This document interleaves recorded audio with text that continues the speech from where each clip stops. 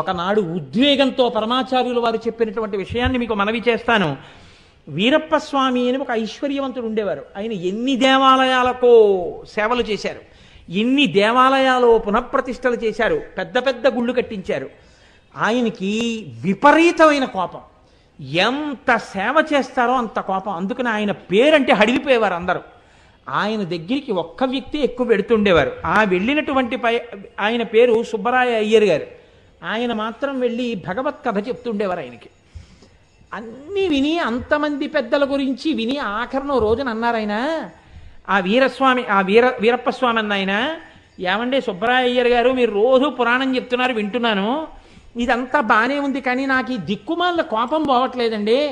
నాకు ఈ కోపం పోయేటట్టుగా చేసి కోపానికి మారు పేరైన వ్యక్తి కూడా ఏ దేవాలయానికి వెళ్ళి నమస్కారం చేస్తే కోపం పోయిందో, గుడి ఏదైనా ఉంటే చెప్పండి, నేను వెళ్ళి ప్రార్థన చేస్తానన్నాడు. ఆయన కళ్ళు మూసుకుని కాసేపు ఆలోచించి అన్నారు, దుర్వాసో మహర్షి కూడా మీలాగే బాధపడేవారండి. ఆయన కూడా తిరుక్కోయిలూరు అనబడేటటువంటి ఊరు వెళ్ళారు. అక్కడ అమ్మవారిని ధ్యానం చేశారు. ఆ తల్లి అనుగ్రహంతో కోపం పోయింది ఆయనకి.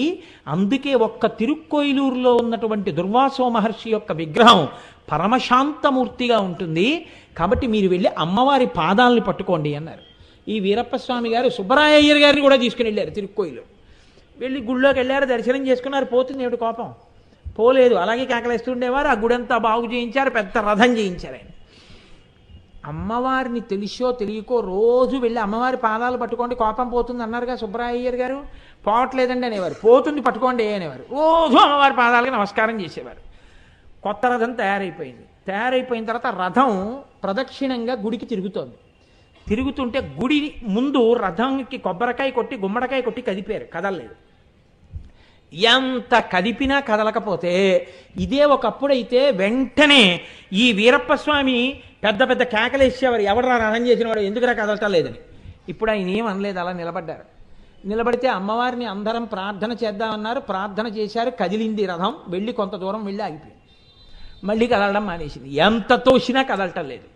అక్కడ ఉన్న వాళ్ళు అన్నారు, ఏమండి మీకు చెప్తే కోపడతారని చెప్పలేదు, ఇంత పెద్ద రథం కదా, ఈ రథం కదిలేటప్పుడు ఏదైనా బలిస్తే బాగుంటుంది, ఒక కోడినో మేకనో గొర్రెనో బలి ఇవ్వలేదు మనం, బలిస్తే బాగుంటుందండి అన్నారు. అంటే ఆయన అన్నారు, ఏమిటయా జగదంబ, ఈ మాటలకు ఆయనకి ఇంకొకప్పుడైతే ఎంత కోపం వచ్చేదో, ఇప్పుడు రోజు అమ్మవారి పాదాలు పట్టుకోవడంలో ఆయనకి తెలియకుండానే పోయింది ఆ కోపం. పోయి ఆయన అన్నారు, అమ్మయ్య ఆవిడ బలి కోరుకుంటుందా? ఎవడయ్యా మీకు చెప్పింది ఈ మాట?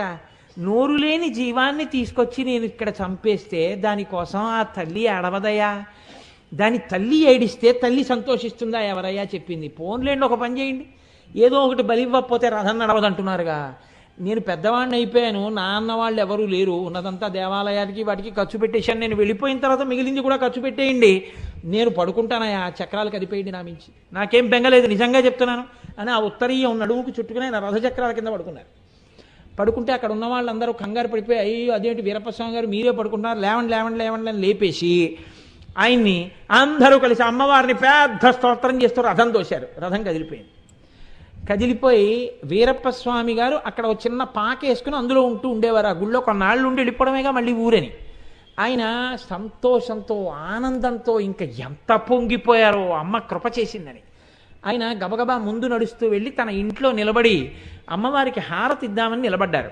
నిలబడితే రథం అలా వచ్చి ఆయన ఇంటి ముందు ఆగింది హారతి పుచ్చుకోవడానికి. హారతి ఇచ్చారు, అమ్మవారికి హారతి ఇస్తున్నారు. ఆయన ఒక్కసారి ఆలోచించారు, చిన్న కారణం ఉంటే కోప్పడేవాణ్ణి, ఇన్ని జరిగినా కోపం రాలేదు. అమ్మా నా కోపం అంతా తీసేసావమ్మా, ఏమో అనుకున్నాను, నేను నమ్మి నీ పాదాలు పట్టుకుని ఉండుంటే ఏ స్థితిని పొంది ఉండేవాణ్ణో కదా, ఇన్నాళ్ళ తర్వాత వచ్చి నీ పాదాలు పట్టుకున్నాను అమ్మా, ఇప్పుడైనా నువ్వు అనుగ్రహిస్తే నన్ను చరమశాంతిని నువ్వు ఇవ్వవా అనుకున్నారు. అంతే. ఈయన ఇచ్చిన నీరాజనం ఇలా అమ్మవారికి చూపిస్తున్నారు.